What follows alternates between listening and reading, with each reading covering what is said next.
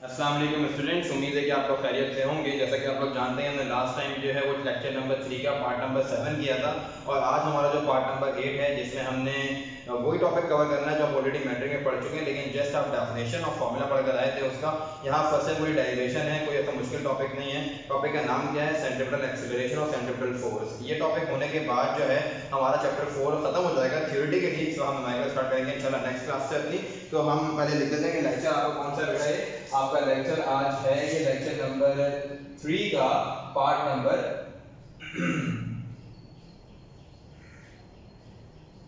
Lecture 3 का part 8 है आपके पास। ठीक है बच्चों, और टॉपिक हमारा जो है आज का वो है सेंट्रीपिटल एक्सीलरेशन और हमने आज सेंट्रीपिटल एक्सीलरेशन की डेफिनेशन डेरिवेशन दोनों चीजें करनी है। तो अच्छे से समझिएगा, अगर कोई बात समझ में ना आए तो मुझसे फिर दोबारा पूछ लीजिएगा कि सर हमें ये समझ में नहीं आया। देखें, सेंट्रीपिटल एक्सेलरेशन क्या होती है, फर्स्ट ऑफ ऑल ये जानना बहुत जरूरी है। ठीक है बच्चों, देखें सेंट्रीपिटल एक्सेलरेशन क्या है। लेट सपोज ये एक मूविंग ऑब्जेक्ट है और वो सर्कुलर मोशन कर रहा है ऐसे करके। ठीक है, अब जो है होगा क्या, जब ये यहाँ से उसकी डायरेक्शन आप देख रहे हैं कि ये उस तरफ है, जब यहाँ चला गया फिर डायरेक्शन चेंज हो गई, फिर नीचे फिर डायरेक्शन चेंज हो गई, फिर नीचे डायरेक्शन चेंज हो गई, यानी कि हर इंस्टेंट के ऊपर डायरेक्शन चेंज कर रहा है। अच्छा, घूम रहा है कांस्टेंट स्पीड से, ठीक है, लेकिन डायरेक्शन क्या हो रही है, मुसलसल चेंज हो रही है। इस चेंजिंग ऑफ डायरेक्शन की वजह से एक्सीलरेशन प्रोड्यूस हो जाती है और इस एक्सीलरेशन की डायरेक्शन होती है क्या, कैसी होती है, towards the centre of circle होती है। आई बात समझ में ये वाली। तो हम डेफिनेशन क्या लिखेंगे इसकी, हम डेफिनेशन लिखेंगे कि the acceleration of a body, the acceleration of a body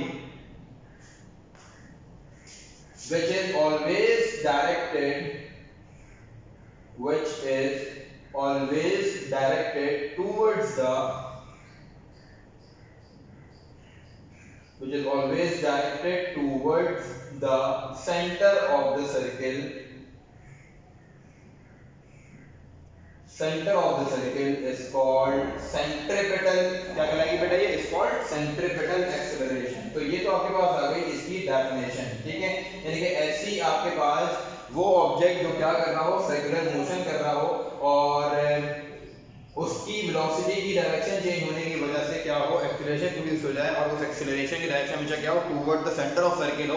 that acceleration is called centripetal acceleration. आई बात समझ में ये वाली। तो आइए बच्चों शुरू करते हैं इसकी एक्सप्लेनेशन और देखते हैं कि एक्सप्लेनेशन हमसे क्या कह रही है इसकी। इसी वजह से जो है मैं साथ साथ जो है वो लिखता भी जा रहा हूँ और बताता भी जा रहा हूँ ताकि कोई इशू आए ना। बेशक थोड़ी वीडियो जो है वो आपके पास लेक्चर जो है लंबा हो जाए, कोई टेंशन की बात नहीं, कोई लेंथी हो जाए जो आपकी किसी लेंथ है, कोई ऐसे मसले की बात नहीं, लेकिन आपको अच्छे समझ में आ जाए चाहिए बात ये। ठीक है, देखें लेट्स सपोज एक सर्किल बना लेते हैं यहाँ पर एक। ठीक है, आपके पास ये आ गया एक सर्कुलर ट्रैक। सही होगी बात बच्चों यहाँ तक।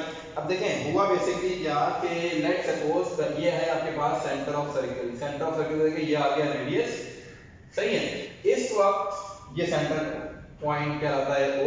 ठीक है, अब आपसे कहना चाह रहे हैं कि बॉडी जो है इस वक्त मौजूद है कहां पर, लेट सपोज पॉइंट P पर। सही हो गई बात यहां तक, पॉइंट P में मौजूद है। तो इस वक्त जो डायरेक्शन होगी लीनियर वेलोसिटी की वो क्या होगी, कुछ इस तरीके से स्ट्रेट लाइन होगी। आ रही है बात समझ में बच्चों, ये तो हो गई लीनियर वेलोसिटी यानी कि v1। ठीक हो गई बात यहां तक। अच्छा, कुछ देर के बाद और इस वक्त जो टाइम था वो टाइम क्या था, t1 था। मान लिए बात के टाइम क्या था, t1 था।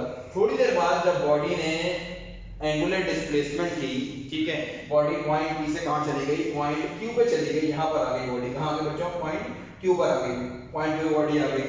इसका मतलब क्या हुआ कि बॉडी ने P से लेके Q तक का डिस्टेंस ट्रेवल कर लिया। डिस्टेंस ट्रेवल कर लिया तो यहां पर क्या प्रोड्यूस हो गई, एंगुलर डिस्प्लेसमेंट, जिसको हम डेल्टा थीटा से रिप्रेजेंट करते हैं। बहुत 2-3 लेक्चर से ये बात हम बहुत अच्छे से डिस्कस करते हुए आ रहे हैं। सही है। अच्छा, तो लीनियर वेलोसिटी डायरेक्शन क्या होता है कि यहाँ पर इस तरीके से हो जाएगी, टेंजेंट टू द सर्किल होती है। तो ये तुम्हारे पास क्या हो गया, ये हो गई तुम्हारे पास लीनियर वेलोसिटी यानी कि v2। आगे बात समझ में यहाँ तक, जब ये रेडियस है तो ये भी क्या होगा, रेडियस ही होगा। अब इन सब बातों को तुमने इंग्लिश में एक्सप्लेन करना है और कुछ नहीं करना। जो कुछ मैंने यहाँ पे किया है, अच्छा कुछ टाइम गुजरने के बाद मामला हुआ होगा तो टाइम यहाँ पे क्या हो जाएगा, तुम्हारे पास t2 हो जाएगा टाइम। यहाँ पर जो कुछ बनाया है उसको एक्सप्लेन भी करना है यहाँ पर। सही है, तो आइए एक्सप्लेन भी करते हैं। सबसे पहले क्या किया आपने कि consider body which is at, कहां पर है इसको, the body which is at point P पर है, लेट सपोज कहां है बेटा बॉडी, पॉइंट P में मौजूद है, आपने लिख दिया point P at time t1। अच्छा जी, इसकी फिर लीनियर वेलोसिटी क्या होगी, यहाँ पर it's linear velocity is v1। क्या हो जाएगी बच्चों यहाँ पर लीनियर वेलोसिटी, इसकी लीनियर वेलोसिटी यहाँ पर है v1। ये बात समझ में आ गई। ये भी बात कर रहे हैं इसकी, पॉइंट P की बात कर रहे हैं, पॉइंट P पे टाइम क्या है t1 है, बॉडी की लीनियर वेलोसिटी क्या है v1 है। बॉडी ने कुछ टाइम गुजरने के बाद, अब कैसे लिखेंगे आप, एट अ लेटर इंस्टेंट, यानी कुछ देर गुजरने के बाद, at a later instant it means के एट t2, और लेटर इंस्टेंट क्या थी वो t2, टाइम गुजर गया t2, इसकी वेलोसिटी क्या हो गई, द लीनियर वेलोसिटी बिकम्स, क्या बन जाएगी बेटा, लीनियर वेलोसिटी आपके पास, the linear velocity becomes v2, आपके पास लीनियर वेलोसिटी क्या हो गई बच्चों, v2 हो गई। आई बात समझ में यहाँ तक। अच्छा, आपसे कह रहे हैं कि जो इसकी मैग्नीट्यूड होगी, यानी कि जो वेलोसिटी की मैग्नीट्यूड होगी वो तो सेम है ऑल ओवर द सर्किल, तो आप यहाँ ये बात लिखेंगे कि the magnitude of velocity is constant. ठीक है, यहां पे डाल देते हैं एरो, ताकि ये जो है ये मैग्नीट्यूड नहीं है, बेसिकली ये आपके पास वेक्टर वेलोसिटी है। ठीक है, ये v1 था और ये v2 है। ठीक है, उसके बाद क्या हो जाएगा, the magnitude of velocity is constant. तो तुम इस बात को कैसे लिख सकते हो कि जब वेलोसिटी की जो मैग्नीट्यूड है वो कांस्टेंट है, तो हम इस बात को ऐसे लिख सकते हैं बेटा, कैसे कि v1 जो है वो v2 के बराबर है और v2 जो है वो v के बराबर है। आगे बात समझ में बच्चों का इतराज ये होता है कि सर जब मैग्नीट्यूड कांस्टेंट है तो एक्सेलरेशन कहां से आ गई, तो मैंने शुरू में बात कही थी कि वेलोसिटी डिपेंड करती है दो चीजों के ऊपर, जो वेक्टर क्वांटिटी है मैग्नीट्यूड पे भी और डायरेक्शन पे भी। बेशक मैग्नीट्यूड कांस्टेंट है लेकिन डायरेक्शन देख रहे हो हर जगह पे चेंज हो रही है, जब डायरेक्शन चेंज हो रही है तो एक्सेलरेशन प्रोड्यूस हो रही है। तो क्या लिखेंगे यहाँ पर,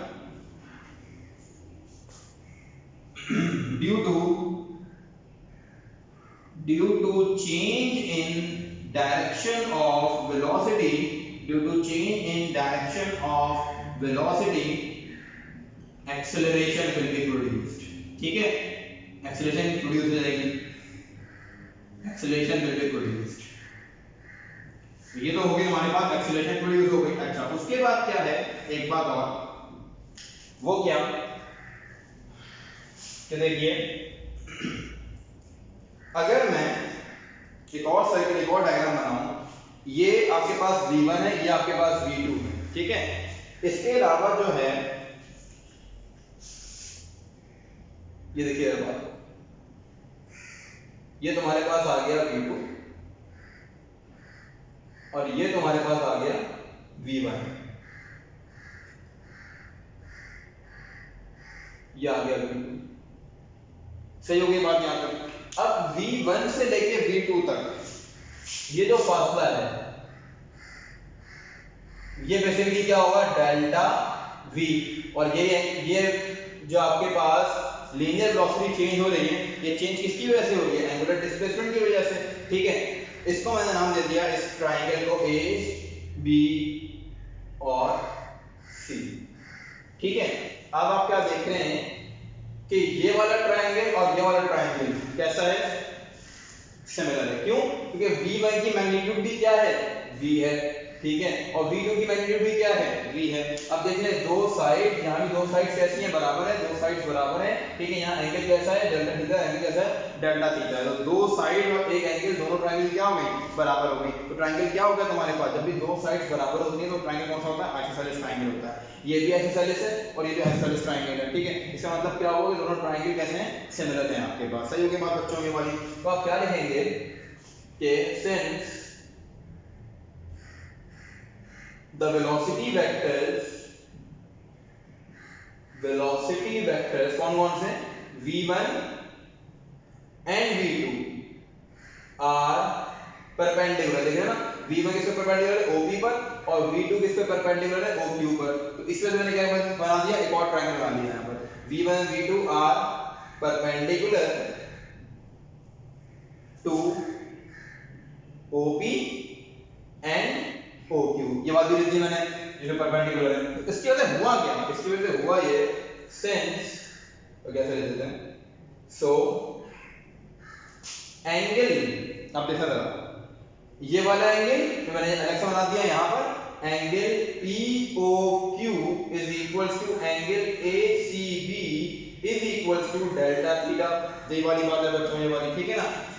अच्छा, उसके बाद फिर क्या हुआ कि आपने क्या कहा कि जब, और आप क्या लिखेंगे, बोथ ट्रायंगल्स आर, क्या लिखोगे यहाँ पर कि बोथ ट्रायंगल्स आर सिमिलर। कैसे दोनों ट्रायंगल सिमिलर हैं? तो दोनों ट्रायंगल सिमिलर हैं, ठीक है। क्यों सिमिलर है बता भी दिया कि दोनों क्या हैं, आइसोसेलेस ट्रायंगल है, इस वजह से। अच्छा, उसके बाद जब भी दो ट्रायंगल सिमिलर होते हैं तो हम क्या करते हैं उनका परपेंडिकुलर और हाइपो का रिलेशन लेते हैं। देखें यहाँ पर जो है परपेंडिकुलर क्या है तुम्हारे पास, ये क्या था, ये मैंने रिप्रेजेंट करना भूल गया। यहाँ पर यहाँ क्या आएगा डेल्टा एस, ये चीज तुम्हारे पास डेल्टा एस होगी, जानते हो ये बात, ठीक है। ये एंगल के सामने वाली साइड, अगर मैं ये तो आर्क लेंथ है, मैं इसको स्ट्रेट मान लूं थोड़ी देर के लिए अगर, तो ये आर्क लेंथ है, एक छोटा सा कर्व जिसको हम स्ट्रेट लाइन कंसीडर कर सकते हैं, सही है। अच्छा बच्चों, तो ये आपके पास क्या होगा, ये परपेंडिकुलर हो गया। कैसे परपेंडिकुलर हुआ, एंगल के सामने वाली साइड क्या कहलाती है, परपेंडिकुलर कहलाती है। ये परपेंडिकुलर हो गया, ये क्या हो गया, हाइपोटेन्यूस हो गया। तो इसको हम कैसे लिख सकते हैं इस बात को कि डेल्टा एस अपॉन आर, ये तो हो गया परपेंडिकुलर हाइपो, इस वाले ट्रायंगल परपेंडिकुलर अपॉन हाइपो क्या होगा, डेल्टा V ओवर V1, ठीक है बात यहां तक। अच्छा, फिर हमने क्या लिखा कि सर V1 जो है वो तो V के बराबर है। V1 किसके बराबर है बच्चों, V के बराबर है। अच्छा, जब V1 V के बराबर है तो आप क्या लिखेंगे यहां पर कि delta S over R is equals to delta V over V। आ रही है बात समझ में यहां पर। फिर क्या होगा उसके बाद, ये देखिए delta S upon R delta V upon V, सही होगा बच्चों बात यहां पर। अच्छा, उसके बाद क्या होगा कि आपने मान लिया, आपको चाहिए बेसिकली क्या है, आपको चाहिए है वेलोसिटी एक्सेलरेशन, ठीक है। वेलोसिटी अपॉन टाइम क्या होता है, एक्सेलरेशन होती है, rate of change of velocity is called acceleration, सही है। अब जब वेलोसिटी अपॉन टाइम होती है एक्सेलरेशन, तो हमारे पास टाइम मौजूद ही नहीं है, तो हमने क्या किया, dividing delta T on both sides. क्या कर दिया बच्चों, dividing delta T on both sides.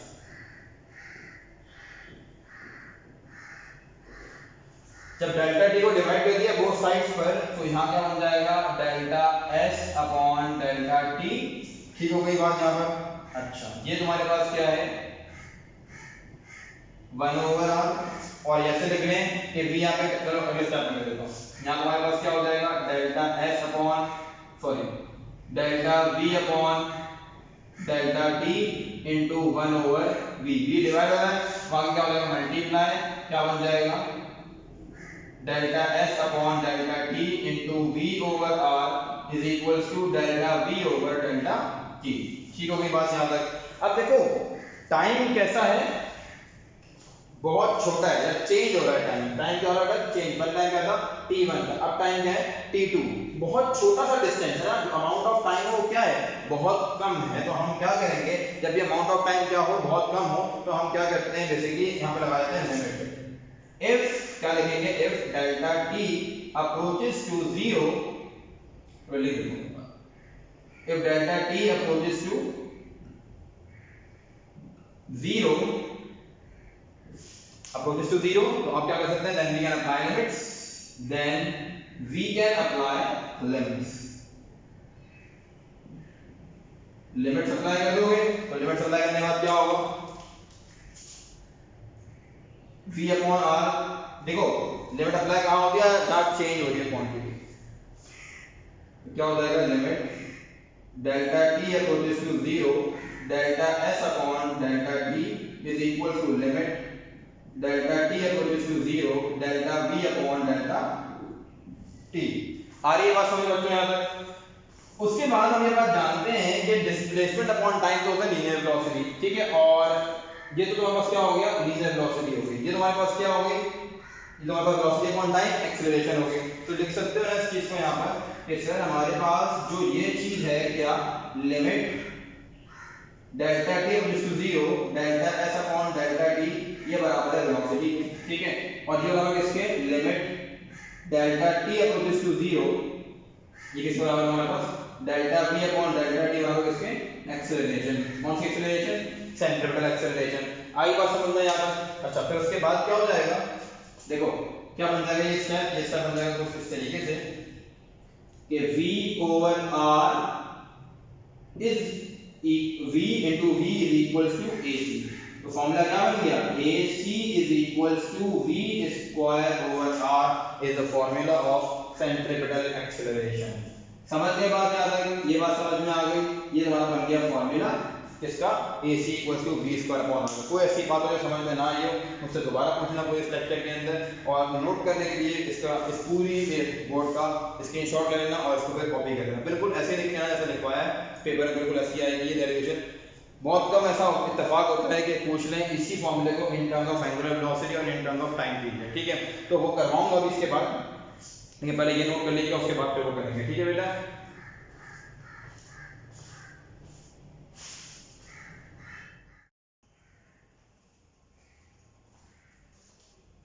अच्छा बच्चों उसके बाद फिर क्या हुआ, उसके बाद हमने क्या करना है, सेंट्रिपेटल एक्सेलरेशन करनी है in terms of time period और in terms of angular velocity, ठीक है। तो इसको इरेज करने के बाद हम लोग टॉपिक शुरू करेंगे अपना। अब हेडिंग क्या रहेगी आपको, centripetal acceleration in terms of time period और in terms of angular velocity. तो मैं इसी हेडिंग को आगे कर देता हूं, आगे लिख देता हूं centripetal acceleration in terms of, अगर पूछेंगे पेपर में तो करना, अदरवाइज नहीं करना, इन terms of angular velocity, in terms of angular velocity and time period, दोनों करेंगे आज। नेक्स्ट क्लास में इंशाल्लाह, मैंने कहा था शुरू में कि हम जो है वो सेंट्रिपेटल फोर्स में निपटा लेंगे, लेकिन चूंकि वीडियो की लेंथ काफी लेंथी हो गई है इस वजह से जो है हम सिर्फ अभी कर लेते हैं सेंट्रिपेटल एक्सेलरेशन। इंशाल्लाह नेक्स्ट क्लास में इस सेंट्रिपेटल फोर्स की डेरिवेशन करने के बाद जो है न्यूमेरिकल स्टार्ट करें। 2 मिनट की डेरिवेशन है, टाइम इसमें लगेगा नहीं, लेकिन चूंकि अगर मैं इसी के साथ करवा दूंगा सेंट्रिपेटल फोर्स तो आप लोगों के लिए बड़ा बर्डन हो जाएगा पूरा लेक्चर, तो इसलिए जो है इसको छोड़ देते हैं। सेंट्रिपेटल फोर्स को भी इंशाल्लाह नेक्स्ट क्लास में डिस्कस कर लेंगे। खैर 12 शुरू करते हैं, यहाँ से डायग्राम का कोई काम नहीं है, इरेज कर देते हैं। अच्छा सबसे पहली बात आपको कॉन्सेप्ट याद होगा, एंगुलर वेलोसिटी क्या होती है। मैंने लास्ट टाइम बताई थी आप लोगों को कि एंगुलर वेलोसिटी क्या है, the rate of change of angular displacement is called angular velocity. हम बहुत अच्छे से इस बात को पूरा डिस्कस कर चुके हैं, तो शुरू करते हैं बेटा। अब देखें आपसे क्या कह रहे हैं कि फर्स्ट कर लीजिए कि if omega be the angular velocity, मतलब फर्स्ट करने की जरूरत है, ओमेगा तो भी एंगुलर वेलोसिटी है, तो क्या लिखेंगे आप, if omega be the angular velocity, आपके पास अगर ओमेगा एंगुलर वेलोसिटी है और इसके अलावा and v is the linear velocity, v से रिप्रेजेंट करते हैं आप लीनियर वेलोसिटी को, v is the linear velocity. आप जानते हैं कि इनके दरमियान रिलेशन क्या होता है, दोनों के दरमियान बहुत अच्छे से जानते हैं आप लोग, v equals to r omega होता है। तो आपने क्या लिखा, v is equals to r omega. सही हो गई बात यहाँ तक। अभी जो लास्ट वाली डेरिवेशन हमने की है यहाँ पे खत्म हुई थी, ac equal to v square upon r, उसको नाम दे दिया इक्वेशन नंबर 1 का। देखें जब आप उसको इक्वेशन नंबर 1 का नाम दे देंगे तो उससे फर्क क्या पड़ेगा आपके पास, उससे फायदा ये होगा कि आप क्या लिख सकते हैं कि putting the value of v in equation number 1। ठीक है बच्चों, जब आपने इक्वेशन नंबर 1 में पुट करवा दी ये वैल्यू, कैसे पुट करवाएंगे, क्या हो जाएगा जरा देखें। ये देखिए ये बन जाएगा आपके पास ac is equals to v square over r है, तो v की जगह आप क्या पुट कर देंगे, r ओमेगा ओवर r। सही, r ओमेगा का स्क्वायर v की जगह आ गया और जो फॉर्मूले का r है वो नीचे जा रहा है, ठीक है। तो क्या हुआ देखें, ये बन जाएगा r square omega square over r, एक r से एक r कैंसिल हो गया, ये आपके पास सेंट्रिपेटल एक्सेलरेशन का फॉर्मूला आ गया बच्चों इन टर्म्स ऑफ एंगुलर वेलोसिटी, क्योंकि इस फॉर्मूले में क्या आ रही है, एंगुलर वेलोसिटी आ रही है, तो इसका मतलब क्या है, ये सेंट्रिपेटल एक्सेलरेशन का फॉर्मूला है in terms of angular velocity. ठीक है। अच्छा अगर टाइम पीरियड की बात करूं तो आप जानते हैं टाइम पीरियड क्या होता है कि एक रेवोल्यूशन का जो टाइम है, यानी कि the time required to complete one revolution is called time period. ठीक है। अच्छा अब हम बात को मान लेते हैं कि if t the time period, अगर आपके पास t क्या है, टाइम पीरियड है, if t be the time period, then हम पहले आए थे जब हमने वर्ड टॉपिक किया था relation between angular and linear velocity, तो वहां फार्मूला पढ़ा था, क्या फार्मूला पढ़ा था, देन आप लिख सकते हैं क्या कि आपके पास जो t का फॉर्मूला होता है, जानते हैं आप लोग क्या होता है, t is equals to 2 pi over omega, ठीक है। और इस फॉर्मूले को आप ऐसे भी लिख सकते हैं ना, कैसे लिख सकते हैं इस फॉर्मूले को आप कि omega is equals to 2 pi over t। आगे बात समझ में आ गई, ठीक है। अब इसको मैं नाम दे रहा हूं इक्वेशन नंबर 2 का। उसके बाद मैं क्या करूंगा, इसकी वैल्यू को, ओमेगा की वैल्यू को 2 में पुट कर दूंगा। क्या क्या लिखना पड़ेगा फिर, putting the value of omega, putting the value of omega in equation number, putting the value of omega in equation number 2। तो आप क्या पुट कर देंगे, इक्वेशन नंबर 2 में ओमेगा की वैल्यू पुट कर देंगे, तो आपके पास रिजल्ट्स कुछ यूं आएंगे, जरा देखते जाइएगा बच्चों।